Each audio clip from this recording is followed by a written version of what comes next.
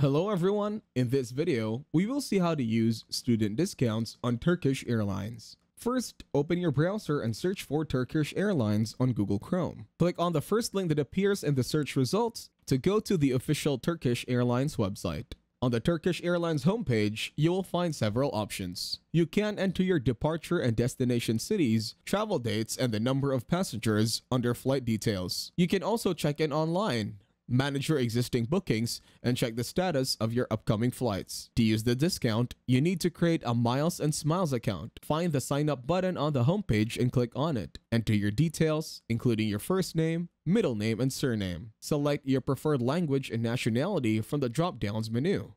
Enter your date of birth and select the appropriate title. Next, enter your contact details. Select your country or region. Enter the name of your city and provide your postal code and address.